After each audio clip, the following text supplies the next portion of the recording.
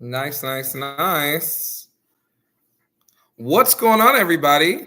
Thank you so much for joining my live. My name is Dan Franklin. I am your media literacy specialist. I make sure that whatever I'm talking about has been vetted and I've done my due diligence to ensure that the information I'm presenting to you is accurate and not false, but comes from a reliable source. And that sometimes are major publications like TMZ, People Magazine.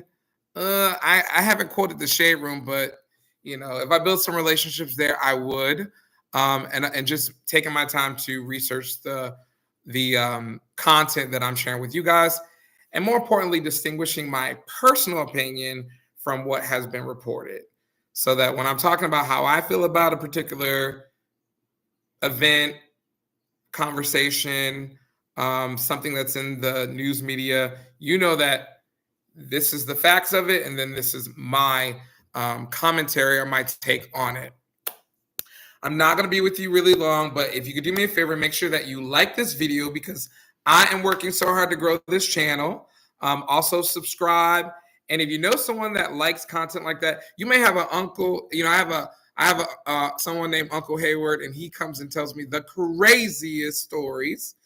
And I'm like, where did you hear that at? And he goes, oh, I was on my thing. It was on TikTok, wherever. And I go, yeah, that's not true. If you got someone like that in your life, make sure you tell them about me. Tell them to go to YouTube and type in Dan Franklin. It's Dan with two N's, Franklin. And I'm going to make sure that they know what's going on, so that they're not spreading false information or wasting our time with clickbait. Really quick, we talked about it, I think, yesterday, about how powerful rage bait is in media right now. There's a lot of media that is intentionally misleading in order to get you upset and aroused so that you dislike the content or you comment on it or you start arguing with people in the comments. And what you always have to remember, all of that engagement counts as positive engagement. So it's almost like even if it's bad news, it's still good news to that content creator because they're getting engagement on it. So, and then we have people like me who are actually telling the truth. We get a little bit of engagement. So make sure that you like this video, subscribe to the channel so that more people can see my face and get this real information and not hearing clickbait. Plus, I want to create a community here where you can come and be with like-minded people that are interested in fact-based information, not clickbait. Anyway, I've said that. We talked about yesterday the Tamar Braxton report. So Tamar, just to kind of give you a little background, Tamar posted on her Instagram that she fell, she chipped a tooth or broke a tooth, and she was in a pool of blood. There was no context to what she was talking about, when it happened. And of course, the internet went crazy. Everyone is trying to figure out, what happened to Tamar? Was she attacked? We didn't know what happened to her. I'm being honest with you. And my personal opinion, although I'm a huge Tamar Braxton fan, I would even, not anymore, but I would have called myself a Tamartian. I think she used to call them the Tamartians. Sometimes her antics can be, a lot. And so I always have to separate her antics from the fact that I respect her as a vocalist. And of course, she's a part of the Braxton dynasty, Toni Braxton. But yeah, man, she can be a trip sometimes. But back to the story, she did respond and clarifying what she posted. And I'm just going to high level go over it. She basically said that she fell and that she is going to have to undergo some serious reconstructive surgeries to fix the issues that occurred from this fall. I mean, I saw that Quentin, anyone that follows Funky Dineva, shout out to Quentin Funky Dineva, who is actually from Miami, like me. Quentin apparently was with her last night, or with her the night of the fall. I think it was yesterday, the day before. I'm not sure exactly. I know when she posted it, but I don't know exactly when the incident happened. And he said she was fine before that. I didn't watch the whole video where he talks about it. So if I get any more information about that, I'll be sure to do another video. But he said she was fine and he doesn't know what happened. That's what I heard. And he talked more and I wasn't able to watch the entire video because I was doing research for the stories that I was covering. And the big story that I was covering. So anyway, and I'll talk about that in a sec. But anyway, that apparently she fell. So I'm happy to hear that because I was really worried. I know I don't wish that on anyone. I'm not happy that she fell. I want to be clear. I was worried someone attacked her or it was something related to like, an attack. And I was like, oh, wow. So again, like we said yesterday, sending her well wishes, hoping she gets better soon and that all of her plan of care to address the issues with this fall are resolved. Man, I feel really bad for her. All right. So the next story, the big story today that I was really, really, and I mean, I'm actively, so I'm applying to jobs in the daytime, and then I'm also doing research on these stories. So if you know anybody that knows somebody that can get me a job, holla at me, and also let them know I do content. So if they can give me a flexible schedule, that would be great. So I can still grow this page and give you guys content. But Wendy Williams did an interview this morning. And I don't know if anyone saw it. There's been some TMZ videos of Wendy Williams out. There was one that really warmed my heart. Wendy Williams was coming out of somewhere, and she was with her bodyguard, and she was on her little like scooter, and a homeless man, or I'm sorry, an unhoused man was talking to her, and she was engaging with him. And she asked him, she goes, hey, did you eat? And he goes, nah. And she gives him money out of her pocket. It really warmed my heart because let me tell you something. I honestly did not like Wendy Williams back in the day. One, she was just very catty when I used to listen to her. And then when she did that whole Whitney Houston interview and she was trying to come for Whitney, I was just like, yeah, I don't mess with her. But because Whitney is my girl, she still is. R.I.P. to Whitney. But we also just celebrated 40 years of Whitney being in the industry. Anyway, sorry guys, I'll be all over the place sometimes. But watching the show, I just start to get Wendy's humor. Of course, I felt like she kind of like exaggerated the stuff she talked about, and I didn't think it was always 100% accurate. She was definitely not in the same vein as Dan Franklin, as verified by Dan, because again, we want to make sure we're verifying our stories and we distinguish what we think versus what's hearsay or our opinion. But I learned to just appreciate her and like she was just a space every day on television I can go to and watch her and just take my mind off of whatever was going on. And she was entertaining. And I really feel like for me, there's a missing in television not having her. And a part of me doing this is also just kind of what she created for me, creating a space where people can come and talk about things and kind of get your mind off of the real issues in your life for a moment and just talk about other people. Believe it or not, there was a study that showed that gossiping is actually good for you. I grew up very religious, and so you're not supposed to gossip. But there's been some studies that I read recently that said gossiping is actually healthy. Getting things out is good for you. So I recommend if you need to talk, if you have a safe space, talk about it. Anyway, maybe I can get a sponsor like BetterHelp to sponsor my videos. See, if you guys like and follow and subscribe, I can get some sponsorships for my videos, and I wouldn't even be asking you guys to help me look for work if we had that, because I would be utilizing those funds, for my lifestyle and things like that. But yeah, so Wendy Williams did this interview. She's been outspoken about the fact that she doesn't feel like she needs a guardianship. They're controlling her medical treatment. They're controlling her finances. At times, she has said she has been, locked away in this expensive, nursing home or medical facility that she says is really expensive, and she has no freedom there. And, So she's been outspoken about it. She's done Breakfast Club interviews. She's had her niece, who's a newscaster in New York, in Miami, talk about it. There was the Lifetime documentary where we got to see before she went into the conservatorship, like what she was dealing with. So she's been very vocal. And so she's been working with an attorney. She was on a morning show. I've done a video. If you go to my YouTube page, there's a full video where I talk about it. And there's actually the entire interview that I post in that video where you can hear Wendy herself. I personally think Wendy sounds great. I think she sounds better than she did a few months ago. So whatever is going on with Wendy, from a cognitive perspective, I'm not a physician.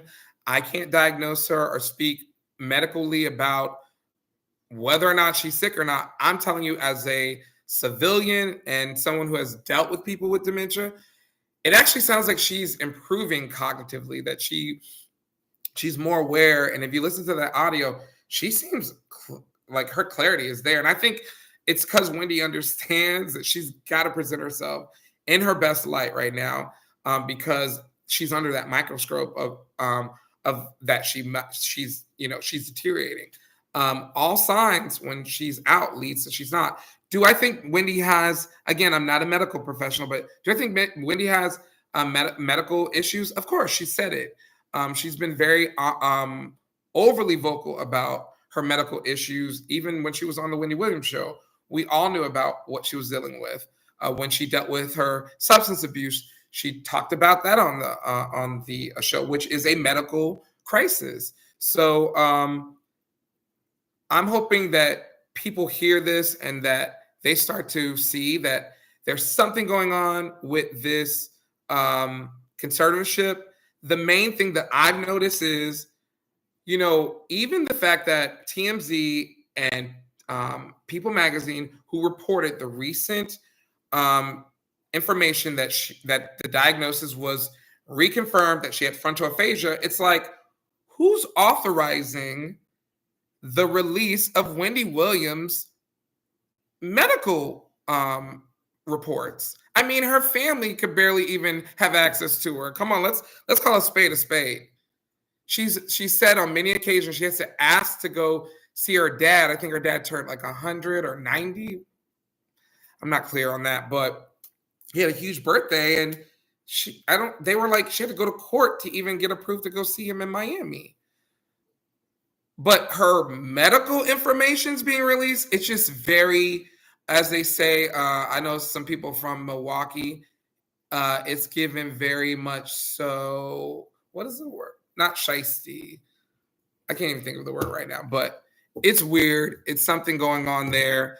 And the people that are questioning what's going on with Wendy are valid, in my opinion. It's not making sense. Shout out to Make It Make Sense. It ain't making sense. And so I hope Wendy can get the support she needs. And I'm not saying, I'm not a medical professional and I'm not a legal, I don't work in the care industry where I'm able to assess if someone needs to be in a guardianship or not. But I hope she gets the care she needs and also has the right people around her and is in the right program that fits her needs. Because Wendy is saying, this ain't it. And so please check out that video. Again, make sure you like it. I want so more people can see it so we can get the word out. I'm really down for Free Wendy. I'm not saying Free Wendy so that she can, not be in a healthy situation. I want Wendy to be in a healthy situation. And if she is declaring and saying over and over again, she's not happy with this, they've got to figure out something that works, that meets whatever needs that they believe she has, and that she feels like she's worked so hard, and to have this level of control over her, I can't imagine what she's going through. So prayers up for Wendy, and please support her if you can. Please go to my video and like it, share it with people that are interested in the Wendy Williams story. All right. I did not realize I would talk this long. I said, oh, I'll just get on for like 5 minutes. I'm already at like 15 minutes. Again, make sure you like and follow. It's totally free to like and follow the video. All right. So, okay. This is what I want to talk about. So apparently Section 8, this is a little political. I normally don't talk about political things, but I did want to talk about this. So Section 8, it says, finally, this one has a heavy impact. It says Trump's administration, their budget for 2026, it's proposing a 43 to 44 cut to the HUD program. So, and it says a sum of 26 to 27 billion dollars, putting more than 1.4 million low-income renters at risk. It says with a 2-year limit on aid, blocking people from continuing to use it. I want to say something about that. First of all, I want to preference this with, because I have family members in all social economic situations. You know, I have family members that are, you know, unhoused. I have family members who have several houses. So I'm not speaking, I have family members who utilize government programs. So I want to say that I'm not judging anyone who is in a situation where they have to leverage these government programs. I thank God that these programs are in place to help people. I mean, thank you, Jesus. However, our caveat is, given that I have people of all these different situations, I also know people who have abused government programs. Let's talk about it. You know, and have lived in these situations for many years, utilizing these programs, abusing these programs, and it's shameful. It really is. You know, these programs are not meant for you to be on them for 20 years, for 60 years, or generationally. You know, like your mama was on it and now you on it, you know. So, and that happens in circumstances, you know, people's lives and situations do compound. So I'm not saying, you know, just because your mother was on it, you wouldn't have challenges or someone that you face that would impact you from being on it. That totally happens. And there are people that abuse it. And that's all I'm going to say. Anyway, thank you so much. Now, I am hoping that the people that need these services have access to them by the removal of people that might be taking advantage of the system. And at the same time, I don't know all the details. You know, the way these programs are set up, I also believe that they don't provide people with the access to even sometimes progress their life. I'm just talking about the people who will knowingly abuse them, not the people who have them and they really genuinely are struggling to progress in society, because that's a reality as well. All right. So that's my take on that. Again, thank you so much for watching. Make sure you like, follow my me on my socials. I'm on Instagram, I'm on TikTok, and definitely I'm here on YouTube. And so I want you to follow me, help my channel grow. If you know people that would be interested in this content, who would like to look at my beautiful face for a little while, hear what I'm talking about, hear me mispronounce words, make sure you tell them about, say, hey, there's this kid named Dan Franklin. He is on YouTube and he verifies what he talks about. Trust but verify. All right. Thank you so much for watching. I'll see you next time. Bye-bye.